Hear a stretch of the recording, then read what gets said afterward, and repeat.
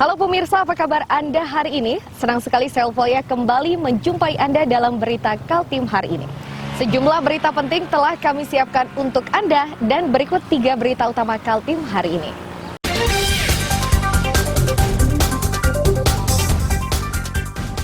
Gegara persoalan parkir, sebuah mobil di Samarinda dirusak 3 warga.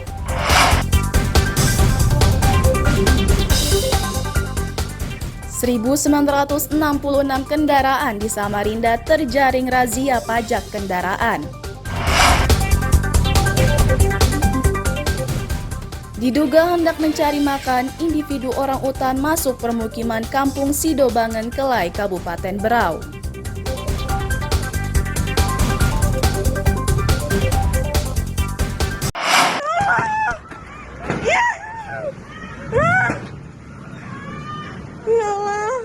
Sebuah minibus berwarna putih menjadi sasaran kemarahan 3 pria di Jalan Cermai, Samarinda, Rabu siang. Rekaman melalui kamera ponsel warga memperlihatkan 3 orang berusaha merusak mobil menggunakan kayu, tangan, dan batu. Salah satu warga yang melihat kejadian tersebut menyatakan, peristiwa ini bermula saat pemilik mobil kesal usai ditegur oleh penghuni ruko. Pengemudi mobil tidak terima ketika diminta memindahkan mobilnya. Penghuni ruko tidak lagi bisa menahan marahnya saat pengemudi minibus berusaha hendak menabraknya. Di mobilnya bilangnya dia halangi jalan pintu masuknya tokonya. Terus? Pas ditegur, orangnya marah. Yang punya mobil, yang bawa mobil ini? Ya, sendirian atau berdua? Dia sama istrinya. Cuma istrinya lagi masuk piano. Jadi dia di dalam dia istrinya di dalam sendirian aja dia. Yang sopirnya ya, lakinya ya. Sopirnya. Terus ditegur? Ditegur dia marah, banyak omongannya. Yang punya ini nelpon suaminya. Ya. Pas data suaminya maksudnya ditanyain baik-baik, mau suruh turun keluar dulu, kita berurusan dulu. Dia nggak mau, malah marah-marah. Malah marah-marah yang mobil ini ya? Mobil ini. Pas mau ditabrak itu, dia marah suaminya sudah dihantamnya. Bawa kayu ya? Karena merasa mau ditabrak tadi ya? Ditabrak itu. Dia mobil ini nggak mau. Dia malah nabrak. Polisi yang mendapat keterangan dari warga menyita sejumlah bukti dari lokasi kejadian. Salah satu bukti yang dibawa adalah gagang cangkul yang digunakan memukul mobil minibus tersebut. Amir Hamzah dan Iswanto melaporkan dari Samarinda.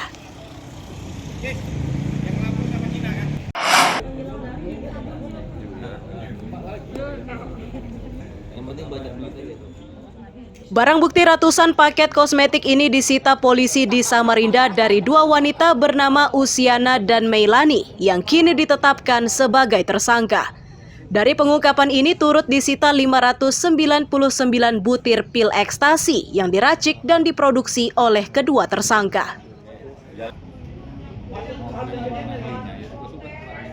Kapolresta Samarinda Kombes Pol Arif Fadli menyatakan, produksi kosmetik palsu sudah dilakukan oleh Usiana dan Meilani selama 7 tahun. Kosmetik tanpa izin edar ini dijual hingga berbagai daerah di Indonesia. Tidak puas dengan hasil yang didapat, Usiana dan Meilani sebulan terakhir mulai memproduksi pil ekstasi. Ini bahannya Indonesia, ya, dan bibitnya juga dari sana. Sedangkan kalau Inmexnya ini, kalau kita lihat baru beredar di Samarinda. Sudah berapa lama dia, Komandan? Ya. Sudah berapa lama? Kalau dari kosmetiknya sudah dari tahun 2020, ya. Sedangkan kalau Inmex ini baru sebulan. Sudah apa dia sekali produksi Pak untuk Inmex ini? Dulunya kan 5-11 bulan tadi Pak. Iya. Sekali nyetak akhir kemarin berapa? Dari pembuatan terakhir itu 700 butir. Meilani menyatakan pil ekstasi yang diproduksinya itu tidak untuk dijual namun dikonsumsi sendiri. Ia bersama rekannya nekat memproduksi pil ekstasi tersebut agar bisa berjaga di malam hari.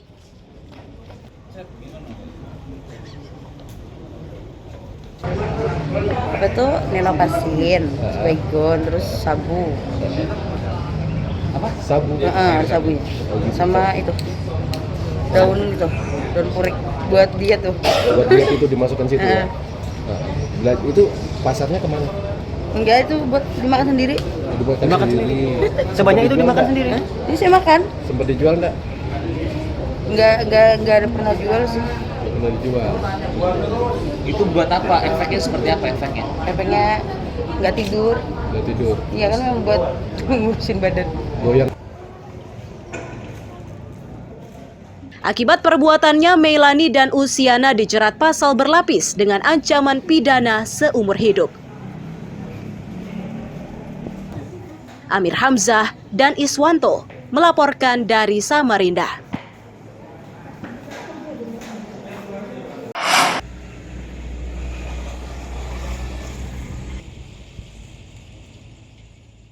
Penyelidikan terkait ledakan tabung oksigen di perusahaan isi ulang tabung oksigen Jalan Teku Umar Karanganyar, Sungai Kunjang, Samarinda masih dilakukan polisi hingga Rabu sore. Dari tempat ini polisi menyita 2 tabung oksigen yang diduga sebagai awal ledakan. Polisi juga sudah memintai keterangan sejumlah saksi yang berada di lokasi kejadian.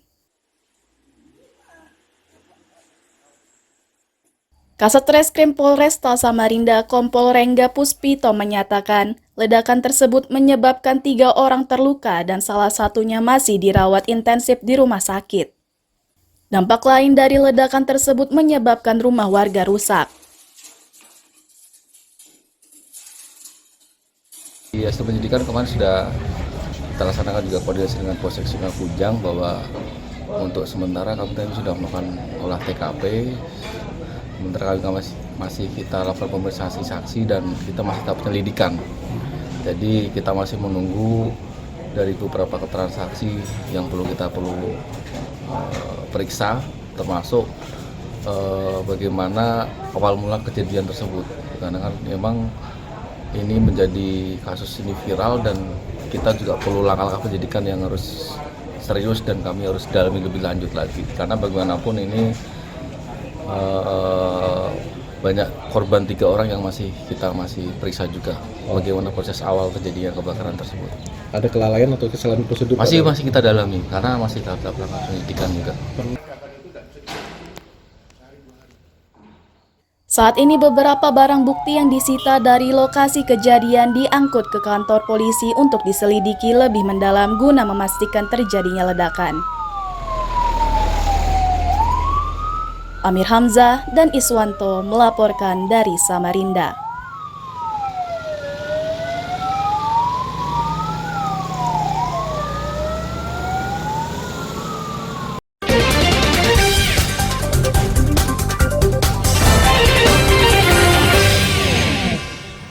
Masih bersama saya Ulfaulia, pemirsa, kembali kami sampaikan 3 berita utama Kaltim hari ini.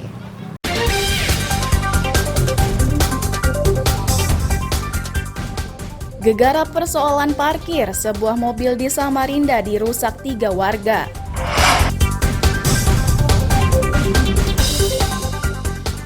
...1.966 kendaraan di Samarinda terjaring razia pajak kendaraan. Diduga hendak mencari makan, individu orang utan masuk permukiman Kampung Sidobangen Kelai, Kabupaten Berau.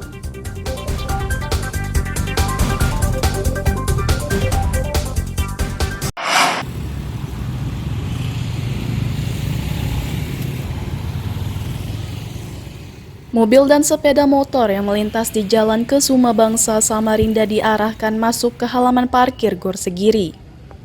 Di tempat itu, petugas dari Pelayanan Pajak dan Retribusi Daerah atau PPRD bersama Satlantas Polresta Samarinda melakukan razia pajak kendaraan. Pengendara sepeda motor yang sempat diperiksa kelengkapan surat-suratnya oleh petugas meminta agar razia semacam itu rutin dilakukan. Wanita ini curiga masih banyak kendaraan yang lalu lalang di Samarinda namun tidak membayar pajak. Lengkap, alhamdulillah. Oh ya, tadi dari mana mau kemana Bu? Ini dari Sungai Damak, kita mau ke Segiri. Tapi tahu ada razia di sini? Nggak tahu ya. Tanggapannya sendiri gimana terhadap? Bagus sih, soalnya ini banyak, kalau saya perhati itu banyak yang plat mati. Kadang-kadang kan 2017 tapi masih dipakai aja kendaraan. Jadi nggak tertib, jadinya kayak gitu seenaknya sendiri. Jadi kayak terabaikan kayak gitu. Kalau menurut saya kayak gitu harus dirazia.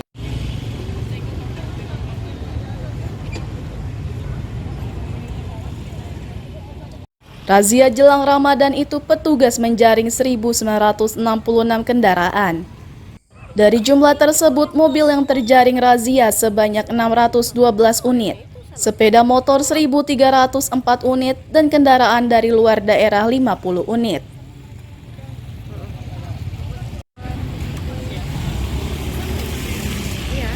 Pada hari ini, sore ini yang terjaring sampai dengan selesai kegiatan ini untuk roda 4 itu sebanyak 612 unit untuk kendaraan roda 4. Kemudian roda 2-nya ini sebanyak 1.304 untuk roda 2. Nah, untuk yang luar daerah ini juga kami jaring tadi ada sebanyak 50 unit untuk luar daerah.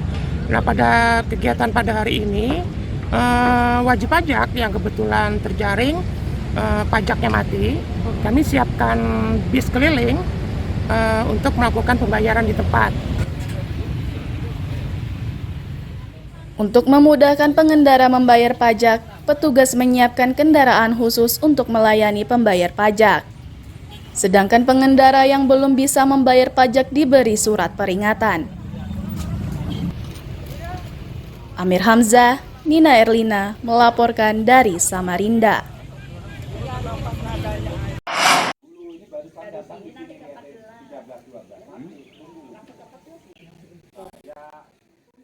Sejumlah peralatan rumah tangga milik warga Sumberjo Balikpapan Tengah ini hingga Rabu siang masih berserakan di tanah. Warga belum memindahkan barang-barang tersebut karena khawatir tanahnya masih bergerak. Beberapa pohon tumbang hingga menyebabkan akses warga tertutup batang pohon dan material tanah. Rizal, Ketua RT 13 Sumberjo menyatakan peristiwa ini terjadi Rabu dini hari. Dari pantauan yang ia lakukan, longsor terjadi di beberapa titik. Tercatat 3 rumah terdampak pergeseran tanah tersebut.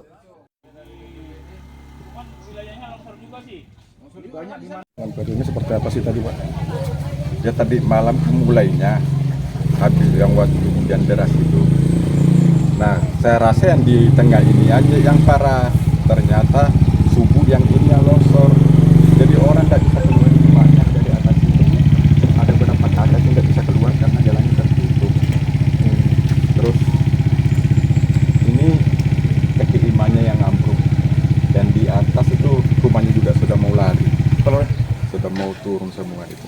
Ada 3 rumah itu yang mau jatuh. Salah satu warga menyatakan pergeseran tanah mulai terjadi tengah malam dan puncaknya terjadi jelang waktu subuh. Ini jam 12 mulai sudah. Jam 12, Mulai jam 12 sudah mulai retak-retak dia. Oke. Kedengaran suara bergemuruh seperti itu nggak, Pak? Pada sesaat sebelum kejadian longsor ini? Enggak ada suara. Enggak ada suaranya. Suara jam 4. Baru dia ada suara. Oh gitu. 12, ya. Jadi sudah mulai retak-retak itu kedengaran suara sedikit di jam 12 ya, Pak ya. Iya. Setelah itu jam 4 subuh baru longsor total seperti ini ya, Pak ya. Iya. Dari Lurah Sumberjo, paling diketahui jika titik longsor terjadi di 5 titik, yakni RT 13, 14, dan RT 15.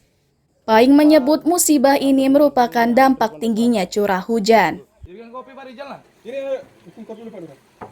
Sejauh ini dari pantauan kami ada 5 titik, salah satunya itu RT 13.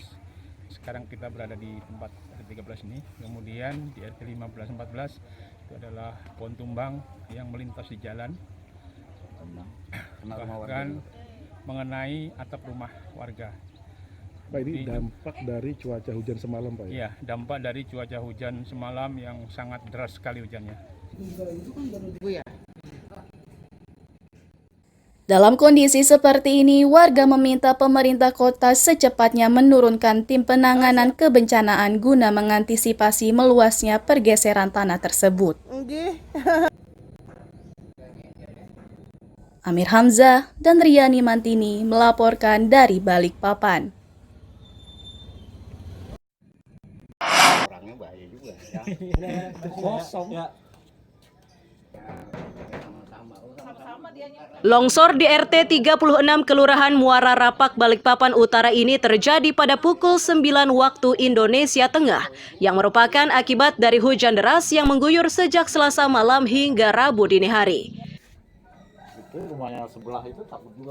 Irma, pemilik rumah, menyatakan situasi tidak nyaman sudah dirasakan saat pertama mendengar gemuruh pada pukul 23 waktu Indonesia Tengah. Melihat ada pergeseran pada pondasi rumahnya, Irma segera memindahkan anak-anaknya ke kamar belakang. Lantai kamar tidur dan teras rumah ini diketahui sudah jebol saat ia memeriksa pada pagi hari.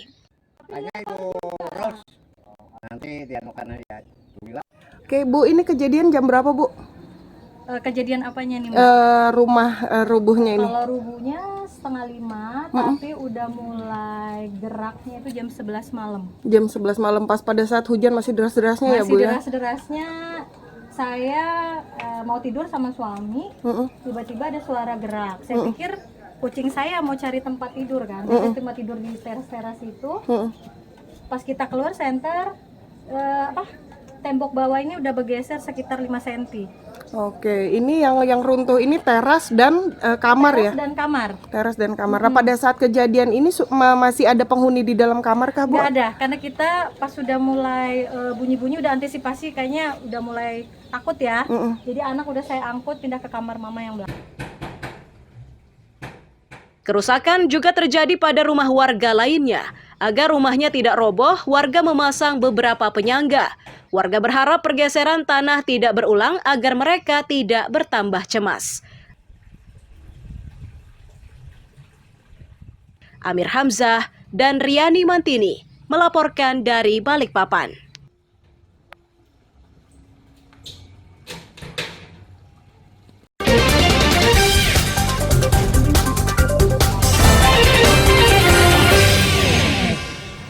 Masih bersama saya Ulfa Aulia, pemirsa, kembali kami sampaikan 3 berita utama Kaltim hari ini.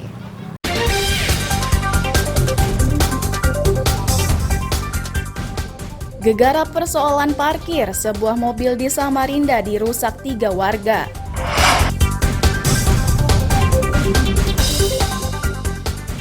...1.966 kendaraan di Samarinda terjaring razia pajak kendaraan.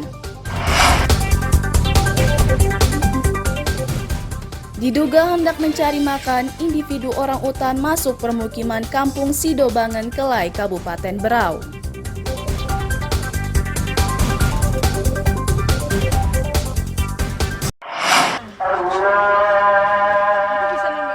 Bawang putih merupakan salah satu bumbu dapur yang mengalami kenaikan harga jelang Ramadan 1444 Hijriah.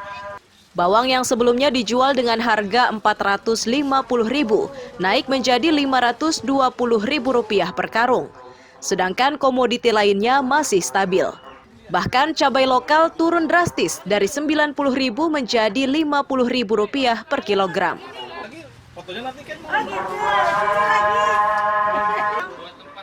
Pedagang bumbu dapur di Pasar Induk Sangatta, Kutai Timur mengingatkan para pembeli bersiap-siap karena harga bawang merah mulai pekan depan akan naik, tetapi mereka tidak mengetahui besaran kenaikan tersebut.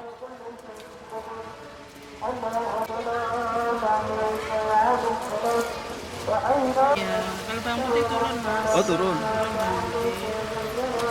Iya, ada yang naik, ada yang turun. Kalau masalah bawang-bawang itu bawang putih yang naik, kalau bawang merah sih standar aja.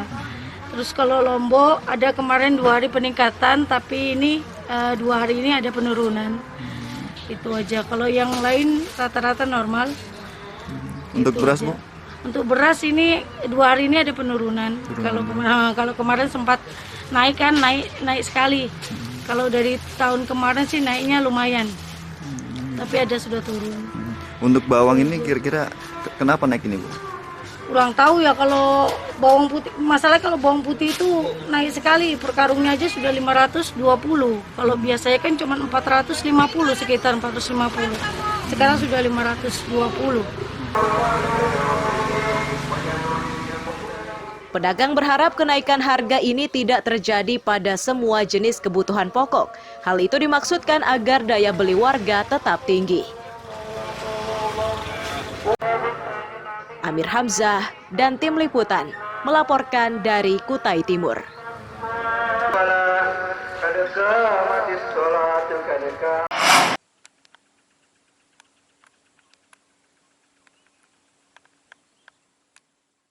Rumah adat Kuta Penajam Pasir Utara yang berdiri di Komplek Korpri persis di depan Rumah Sakit Umum Daerah Ratu Aji Putri Botong ini sudah berdiri sejak tahun 2018 silam. Namun begitu, pembangunan rumah adat tersebut belum selesai akibat dananya tidak mencukupi. Terakhir, pemerintah kabupaten menyalurkan dana 1,9 miliar rupiah untuk membangun areal parkir dan interior rumah adat. Masih belum jelasnya penyelesaian pembangunan rumah adat ini mengecewakan Lembaga Adat Pasir atau Lap Pasir. Ketua lembaga itu, Musa, bersama para tokoh adat Pasir meminta pemerintah kabupaten secepatnya menuntaskan pembangunan rumah adat tersebut agar bisa segera dimanfaatkan untuk kegiatan adat. Harapan kita untuk pembangunan rumah adat ini kan sudah 2 tahun yang lewat tuh tidak pernah ada anggaran. Ya kami sangat kecewa sebenarnya dengan anggaran yang segitu. Berapa kita sampai sampai 5 miliar lah. Di atas 3-4 miliar. Berarti ini tidak ada penambahan fisik? Tidak ada penambahan, artinya menurut kami pemerintah setengah hati untuk membantu rumah adat. Jujur kami sangat kecewa, tokoh adat sangat kecewa mendengar anggaran hanya segitu. Rumah adat Kuta Penajam Pasir Utara ini berdiri di atas lahan seluas 80 kali 100 meter persegi. Sedangkan dana yang dibutuhkan untuk pembangunan rumah adatnya sebesar 25 miliar rupiah. Amir Hamzah dan tim liputan melaporkan dari Penajam Pasir Utara.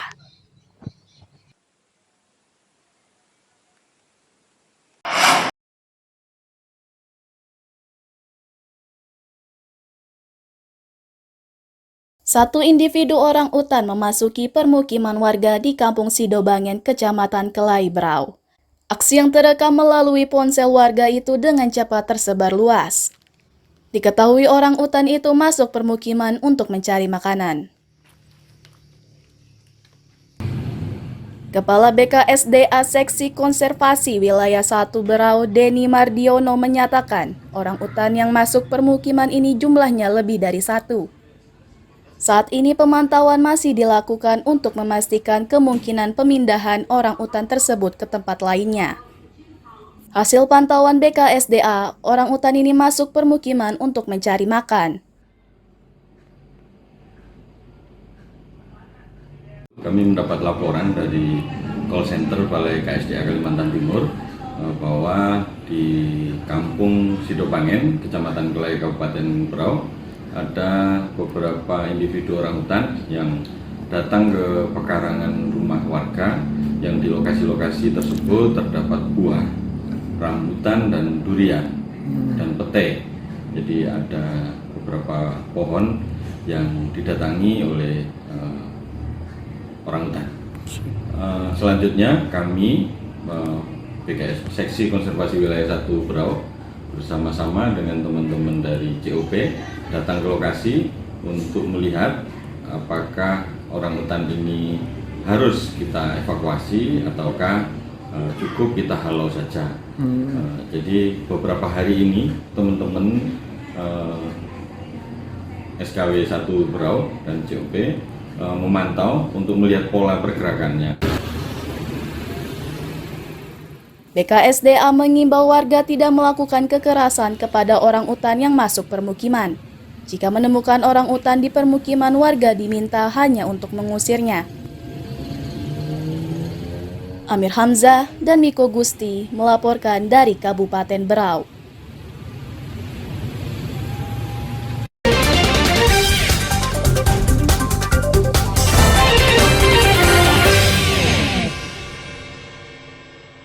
Pemirsa, berita tadi sekaligus menutup perjumpaan kita kali ini.